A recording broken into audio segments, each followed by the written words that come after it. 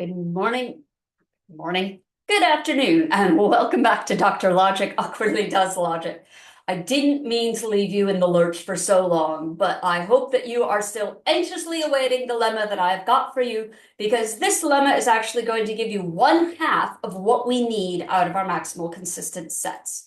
So let me jump right in. First, we've got to get the new whiteboard up to switch back to the one that actually works.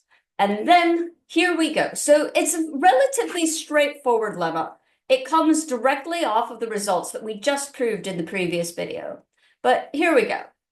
So we're going to let lambda be a maximal S-consistent set, where S is whatever system we are looking at.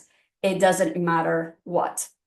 Then, if we have this maximal consistent set, we're going to be able to prove two things.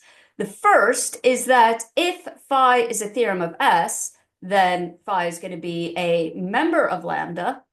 And second, if we have some formula alpha that is in lambda, and it's a theorem of the system S that alpha implies beta, then beta is also going to be a member of lambda.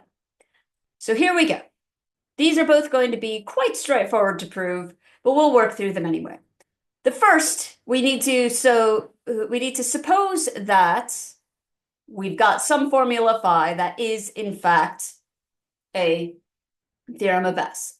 If phi is a theorem of S, then we also know that not phi is a theorem of S, because we can do double negation.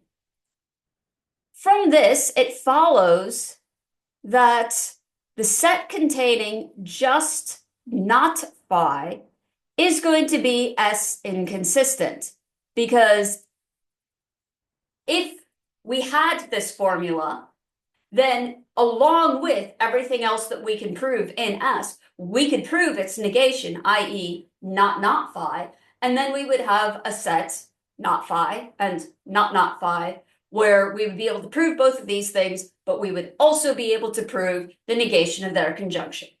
And that is what it means to be S inconsistent. So not phi is S inconsistent. What we know from this is that this means that not phi is not going to be a member of lambda, because lambda is S consistent. So by the result that we just proved in the previous video, since it's maximal, so since S is maximal, if not phi is not in the set, it has to be that phi is in the set. So if phi is a theorem, it will be a member of the maximal S-consistent set. So that was our proof of the first result. Of the second one, we've got two things that we are supposing. So suppose that we've got alpha being a member of lambda, and that we can prove in our system that alpha implies beta.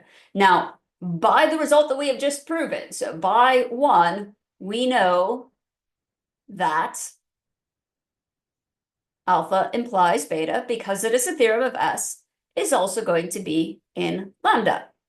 But then, by the results in the previous video, we know that if we have alpha implies beta in a maximal consistent set, and we have alpha in the same maximally consistent set, then we have to have that beta is in there as well. But that is exactly what we wanted to show. So this gives us the first part of the desiderata of what we want to have in our maximal consistent sets. Every theorem of the system in question is going to be a member of every single maximal consistent set. Now, this is only half of it. The other half, the thing that we're going to start looking at showing next, is that anything that is not a theorem, that there will be at least one maximal consistent set that doesn't contain that formula. So if psi is not a theorem of S, there's a maximal consistent set that doesn't contain psi. And then by maximality and the definitions and everything, we know that it will contain not some. So this means that for everything that we cannot prove, we will be able to find a maximal consistent set that contains its negation. This is what is going to build us up to our really wonderful, interesting lemma that connects membership in a maximal consistent set with truth in a world. And then we will be able to show that every non-theorem will have a world in the canonical model where it is false and therefore will be invalid. So that's what we're going to look at next. So we've got the first part. We know that every theorem is a member of every maximal consistent set. Next, we get to show that non-theorems are not. Until then, take care. See you later. Bye.